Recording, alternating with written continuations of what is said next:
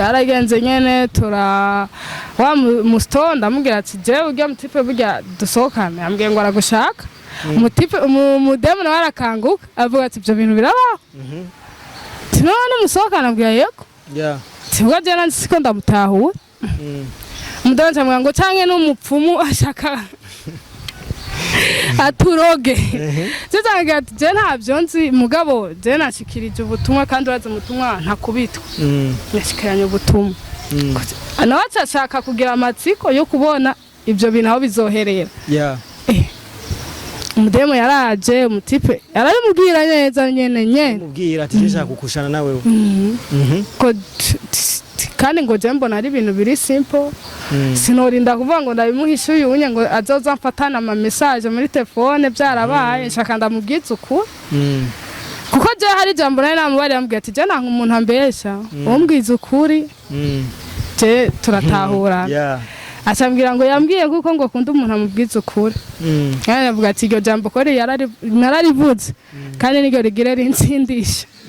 icabaye umutipe umudemu nawe kumbe rero nawe uwo mudemu yari yarigeze kumukunda me kujya kuntu ashobora kuvuga ati bakundanye n'umugenzi wanje sinomononera cyangwa me hagiza ku kantu ashavuga ati je kweri sinzi tahubwo nimungurira inzoga ngire mboregwe ngira niho nobyumva neza ngo kwera ubunya ntabyo ndiko ndatahura ari umukobwa umutipe aramubwira ati je ndababwira ati basi canke jewe ndababisha ngo yango dushaka la suite yose uyimenye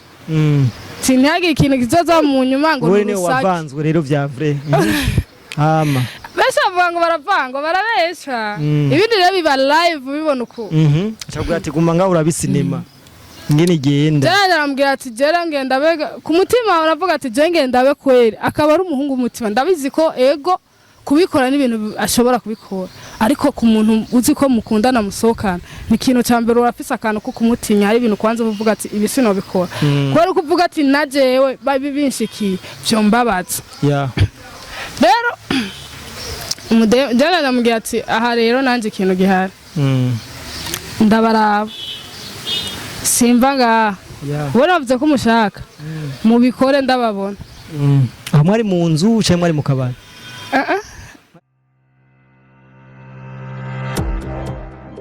Hello guys, turabaramuje cyane abakunzi ba Link Arlene Halu mwebwe mwese mudukurikirana muri kumande zine zisi turabahaye mwaramutse namwiriwe bivana naho muherereye. So guys, mumeze neza sa tubandanya tubasaba imbabazi. Link Arlene Halu si hari umwanya muko mukurana na Liam Promoter. Kuri micro ni Liam Promoter, kuri kamera no mustwabazaniye umushitsi agezweho mu entertainer niko novuga yabikoze cyane. Chenda muzi ariko ndaza kumusaba nawe nyene aze kwidondora imbere ya byose kaza tumwakire mu bwami bwa Link Arlene Halu atwidondore hama yongera baramutse turabaramukije nazo turabaramukije murakoze cyane gose kubatanzi nitwa Litron iryo zina sanzwe nkoresha mu bintu bya social media Litron sinzi Litron ninde mu bisanzwe ku bantu nyene batakuza ari ryambere bakubonye kuko cyenda kuzi cyane byimbitse ariko ku bantu batakuzi Litron ninde Litron bashobora gutanga umuco ku bantu batanzi kuko ndazi haraba maze kumubona hariho nabanze nkuko cameraman nkuko uwo tuko turavugana nawe Liam Promoter yavuze yuko anzi so Litron ni umuntu icambere n'umumuzicien aririmba profile music gusa je ndavanga kubera nta karimbi nihaye asha hose ndabaha vibe mu kazironka n'ibisigo mcoyo jewe mfise urusaku imbere yuko guys uyu mukobwa ni so kuri rap je no kwemeza neza ngaha mu Burundi umuntu amurusha kurapa so Litron namba atari banga ubanze kwanza bamenya kwanza ati Litron ni umuntu ubanze kwanza ubashire muri vibe ya vibe yawe yakera ndimbo yawe nkunda cyane naho tutoza kubivuga turaza kubigarukako cyane gose utanguri kubite ubahe bakumviritse gusa none naje ngako bya music oya vraiment nabigusavye nabigusavye gusa gatoya kabisa no sanga ari surprise narinda babikiye nawe oya muzakera muzakera yego hapana shashi muzakera kizazi kipya nasonga mbele sijali wanayopiga kelele alinda ulimulinda nafsi yake abagaye zani ubwegwa kake kiona vya leo ujue vimeundwa adua mtu naweza kafanya kitu nikombe kumbafu unanipa kiri mwenzangu jasiri ninao zaidi ya chuki zenu oye guys mwavyumvise simbesha litron oui mbo wampamagaye urambwira ko hariho intahe ushaka gusangiza abakunzi bari nkakurinde ariko gatonye ubanze nkundire uhora wibuka ko ufise impano yo kuririmba ndabyibuka kuko ni ibintu biri muri jewe ni biri muri kamere yanje kuririmba turaza kubihuza kumbura hari umuntu ariko aradukurikira ngaha aha dukurikira n'abantu benshi ababosi abantu biyubatse shaka kumva ati umwana turashaka gushira ko kuri kariyeri yawe gatonye hamacha tubandanya n'ibintu byatumye tuza ngaha ariko reka tubinkundire tubivange gato sinzi kugoruhusha urumwe tuvange gato yenda kubaza tubazo dutoye twa about your talent hama turaza kugaruka gusa ukambaza ibintu byo ntafitiye inyishu sinyishura nta kibazo impano yawe nigiki cayizingamitse novuga ati abona twese umuntu wese afise ukungene yubaka ikintu ciwe kandi si ngombwa twese twubaka amazu shobora kubaka izina shobora kubaka bendi shobora kubaka ceci shobora kubaka donc ni ibintu byinshi umuntu yubaka rero kugira inzu ikomere burya umushinge niwo ubanza gukomeza ubanza gukomeza umushinge kugira iyo nzu yawe izoze ikomeye so rero ikintu je navuga ati sinatakaye comptere canke sinazimye comptere kuko ni ikintu kiri muri jewe sico ndondera akote ni kiri muri jewe ni impano nsanzwe ntawe yigeze kandi siyo navuze ngo narayiteresharije niko nakuze ni biri muri jewe donc novuga ati muri aka kanya ntariko ndaboneka ku bintu by'amashusho media novuga ati nuba nari muri bya bindi ndababwiye kwiyubaka umva ubanze kwanza umushinge canke igiti cyawe nimba uri kuragitera kibanze gishinga imizi mirefu ku buryo naho hoza ikigikata canke hakaza ubugaragwa bw'izuba muga yamize kubera yamaze gushinga imizi cyane Musanzwe ni wa mugani wa kiravuga mu Gifaransa iforo kire pour mieux sauter. Nivyo uri kurakora. So kino kiganiro tuzogikora uwundi munsi cerekeye impano yawe. Ariko guys ragomba ndabwire ko uyu mukobwa ashoboye kandi ameze neza ugerageje kumufata ntiyo guhombya. Sivyo? Avuye ko dutangura sinzi ko wosiga kanimero k'umuntu bayo ko twinjira mu kiganiro nyezina ko umuntu yoba gukeneye kugufasha kuko ngadukurikirana n'abantu benshi kandi biyubatse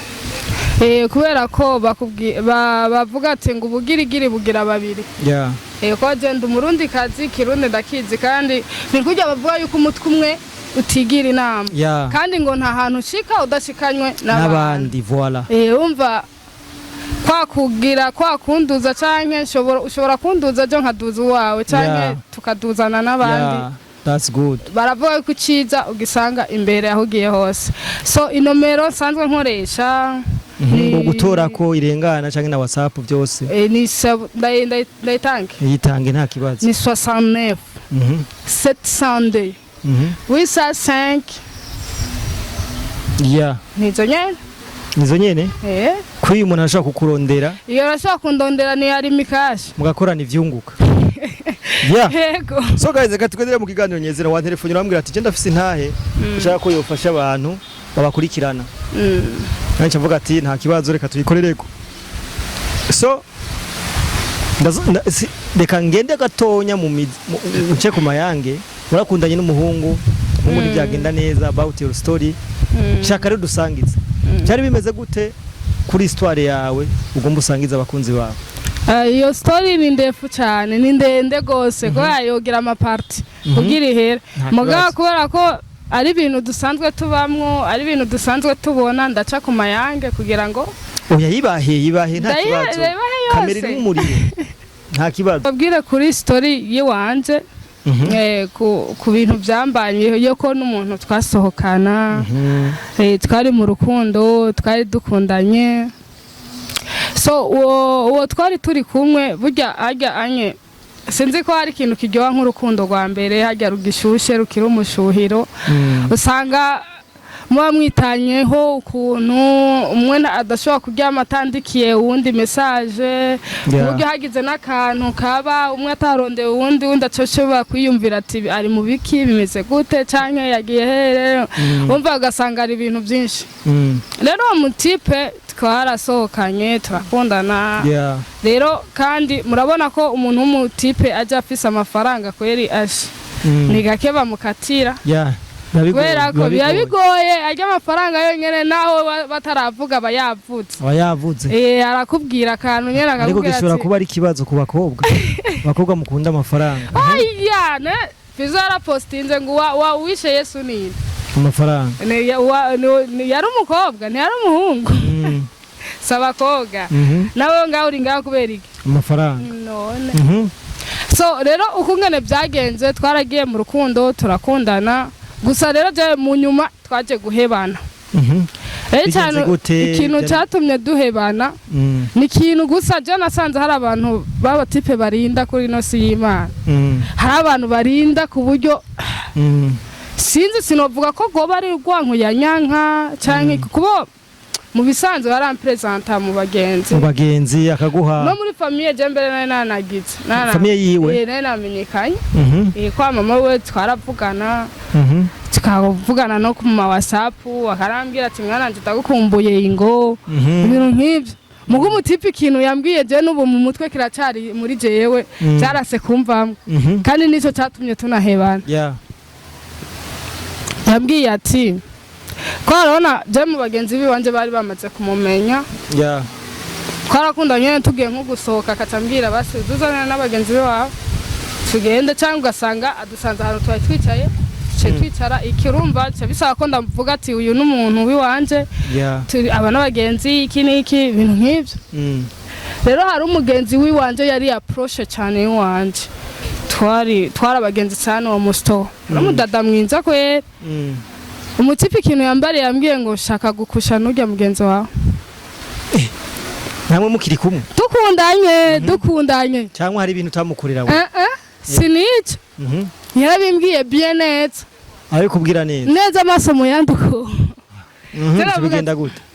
rero umva niyumvira ati swate ashobora kuba ariko arapfinisha yumve ko erega yarabikomeje aravuga ati kandi je ndi seri niko ndavuga ndi seri ndabikeneye kandi ndabishaka aravuga ati none nk'umuntu nemeye ko ari wo bikora nguhe zaravuga ati iri foko ndaba iherezo giwe ndabe kwera ko hari umuntu ashobora kukubwira ibintu nk'ibyo agutesta ntaguciriyemo kugira umuteste waramuhuje nawe n'uwo mukobwa byagenze gute nibyo ngenda babarira icyagenze namubwiye ati ndabasi ndaguhe nimero yiwe uzomwironderere je ntabyumva acambwira ngo yasi shaka gukora ikintu naguhisha iki shaka ikintu cyose nokora wokimenye tireka basi je muzoze muzananye ndanabimubarire yumva rero nje navuga ati bya bintu kumbere byakomeye wa muntu ari seri navuga ati sawa reka mbaka ndabe point finale ndabe neza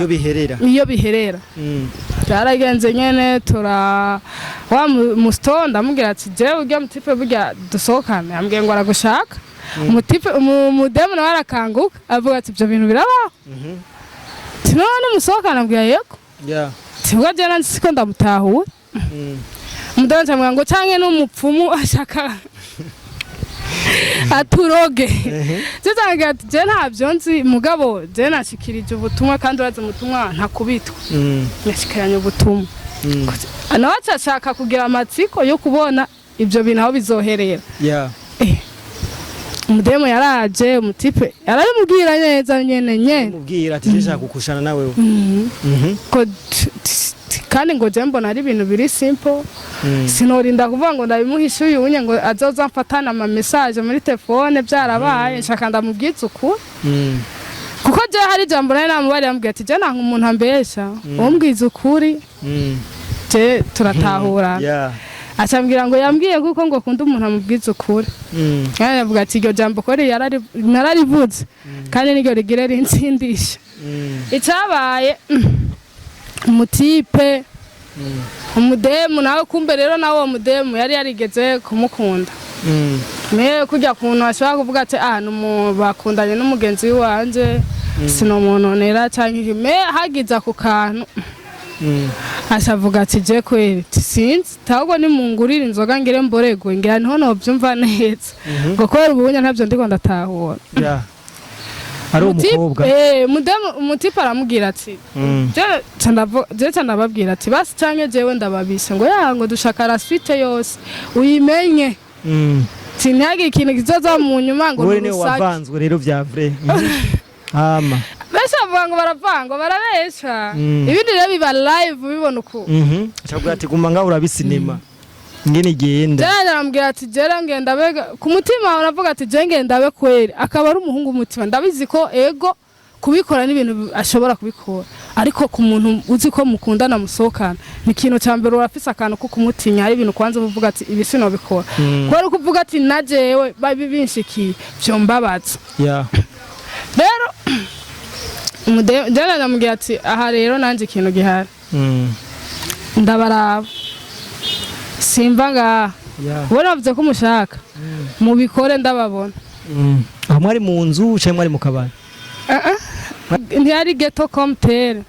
basi nizirya nzu usanga zishikiramwo aba bantu usanga baba baje nyene vakansi mwizo do passage gusa ugasanga ari bamwe ari umwe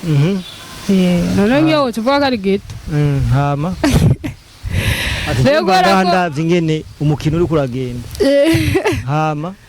je icabaye navuze ati reka nicara ibindi bino babwira sinobibandanya ngejeje ngaha kuko suite mwamaze kuyumva yabaye kandi byabaye jewe mbona mwanura byose nanje ndakubaza ibibazo ku iyo histoire yawe kuroga turi ngaha kugira ngo ino ntaha yawe ifashe abantu benshi eske kugira umuhungu akubwira ati je ndashaka kukushana nujya mu mugenzi wawe wewe wawe harishari yarakuburanye nta nakimwe kuko no mukubimbwira yambwiye ngo urabizi ko ndagukunda ko kandi cyane umuganga yenda gusaba ikintu wewe byari bimaze kugira murakushanya cyangwa hari ibyo utamukorera sinzi gusa byarigeze gushika murakusha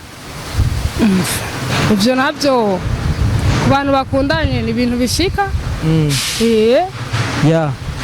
bona kuvuga rero umukobwa barakushije ubibona wewe nyene none nabyo byari bimeze gute no sanga ndabwira ugifatamwe gute wewe erega hari ikintu bakubwira ati kuyavuga ngo ikizoba cyose uzonwa umuti hari ukungera urabona harya anye bakubwira ati mwarabandanje mukundana cyane numva gatwo bandanya gute ari nka wewe na wewe ari nka wewe umudemu wiwawe bakubwiye ati je nshaka gukusha n'umugenzi wiwawe none ndashaka kumenya kandi uyu mukobwa muri mfite ubugenzi bungana gute yaho yemera kujya abantu n'umuhungu mwakundana twara abagenzi kandi sana kuko yaraje arambaza urabyemeye cyangwa ati je ukora ico wowe umutima wawe ushaka yarambuye impuzu imbere yiwawe yemera kwica ubugenzi mwari mufitaniye kubera uwo muhungu nawe ubwira ati burya so yawe nabo bimeze gute navuga ati nabo ntabyo bantu babandanije wewe no mukobwa nawe bimeze gute jendi free je nuge mu mudemu turavugana gusa ujya mutipe no habaye nyene distance nta kintu kibi uwo mukungu yari yarigeze kugukorera cyatumye nta mubano mubi mwari mufitaniye n'umuhungu wari gutuma kugira ibyo bintu urukundo rukiri rubushasha burya mu rukundo hakiri bijya mukiri bashasha harabaho ibintu by'urwango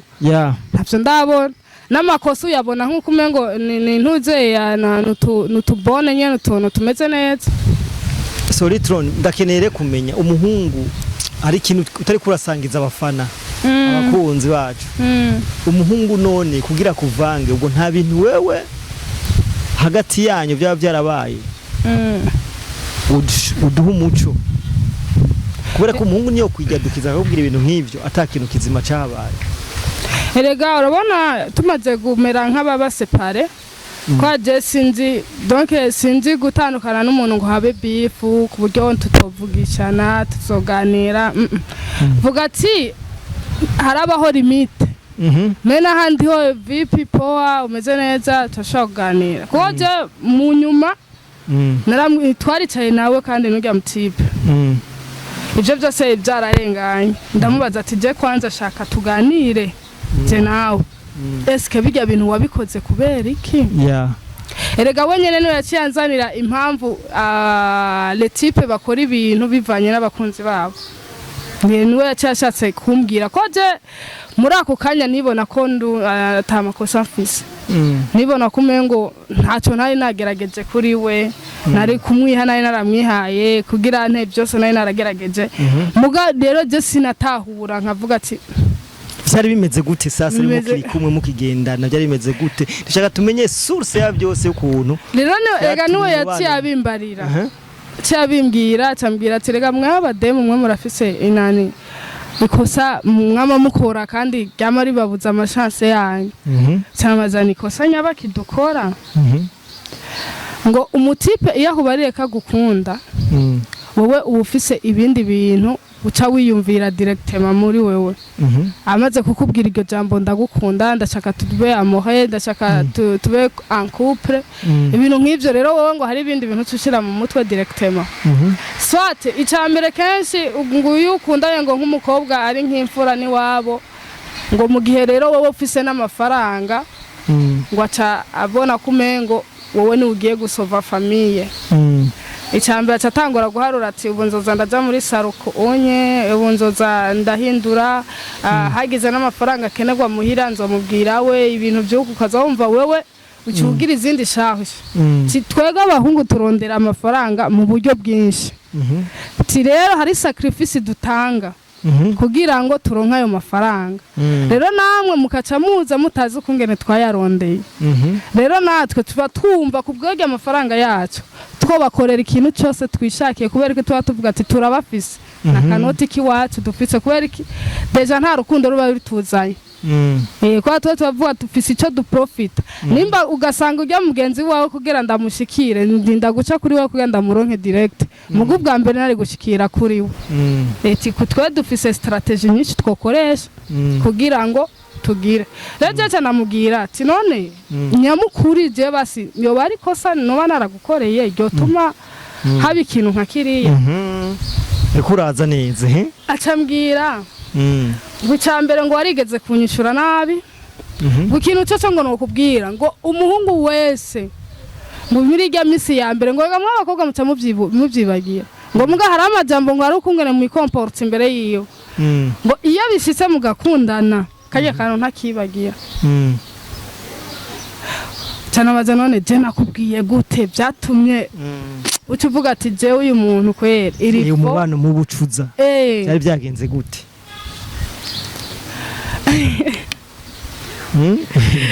yambwiye ngo namubwiye ngo nuwaruguru ngo ako kantu ngo kubera namubariye ngo nuwaruguru mu biki donc ava koteza zino mu ma interieur uko bambwiye ati none umwana wo mu gisagara wo mushobora waruguru rero nawe aca umva akaca kamuja mu mutwe ukuntu kandi rero je tanambwira ati kandi rero mwe iyo mushise mu gisagara mashaka kwigira nyene nkuko umenga umuji murawuzi sana tiburya bamukwiye kwitamporiza kubera iki hahagenda porepore rero ako kantu aca agashira mu ntuze acavuga ati reka nanje nzomwereke ko ndi mutoto wa town rero je umwanya umwe nabivuga nkuko nkumva umengo ni ibintu by'uburofa hari ikintu kivuga comme blague kumva ugasanga undi muntu yagifashe seri je siniko navuga ngo abantu ba ruguru ngo ukuntu oya sishatse kubinjirira mbere n'abantu ba ruguru mufise n'ubuzima aisha mara yaje twenga izuba riratwakirino mwe akayaga mugwa murongo urumva ko hariho difera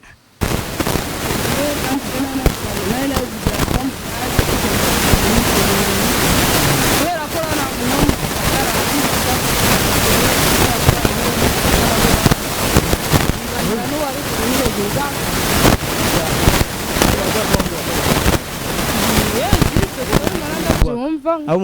mu mujingo bakundikirwe Ndakunda ikirori ntibubaka ngo niwe ngo niyo ntibubaka bubatse ahubwo warugira ububaka so litro ukoze wewe urusingo yego urumva ko abahungu bose bakibanga cyane si ukuvuga ngo abahungu bose narabanze ahubwo gusa vuga ati za image nizirameramo nuko umuntu uza kushaka ariko ibyangirwa bizanye n'ibyakira shasi icyo kibazo simfise kino cyishura kubera ko sinavuga ko gushika n'ubu ntaza ya usanga ntareko bakudrade mugabo none ngo ukawemera direct cyane oya umva uvuze uko onye rega abatika namwe murafise kagorana udraze umudamu wa munsi nyara gaca kwemerera nawe ntubyemera oya wavuze ko akayimaje kakikuzira ubwo none umuntu aje kukudraga nica wowe ushaka ndakishura navuze nta response fise okay so nibaza ko intaye yawe ifashije abantu benshi hari ikindi wibagiye twakongera mu ntaye akantu nari nibagiye gatoyi ni nashaka pour conseil ku bantu y'abakobwa generation generation 2020 watoto wa 2000 nashaka mvuga ku kintu cerekanye urana urukundo burya urukundo rushobora gutuma umuntu yokora ibyo atokotse urukundo rurashobora gucanishamwe abantu kandi kubera iki byatangwa urukundo mugahajemwe inzigo yeah that's true rero burya anye novuga gute ntuzokore ibyo abandi bakoze kubera ngo kanaka yakoze ibintu nk'ibi haba hariho difference yawe wewe nujya wundi muntu kuko ni wabaho uzi uko ibi bintu je naho ndabikora nta wundi ashobora kuza kunsubirira ni je wenyine kuko naho wundi bomuza nakora copy nakora ibya original nk'ibyo wawe eske nawe ndakubaze inye ya link alu hazoze yindi niyo nyene zose naho oza copy muga ntiyaza twe turabakozi we ugene bari boss bari mabuje twe tuba turabakozi atubwira ati genda mukore uku nuku ariko sinyatire ibiguma ari sinyatire niyo mpamvu rero burya hajya n'umuntu abakwiye kubaho nkawe nyene turagushimiye cyane Litro murakoze cyane kandi turagukengurukiye cyane ku mwanya waduhaye nanjye ndabakunda cyane so guys turabashimiye namwe mudukurikirana muri ku mpande zine z'isi wewe udasiba kugira subscribe wewe udasiba gukomanta wewe udasiba gusharinga ibikorwa twakoze nabemera cyane bye bye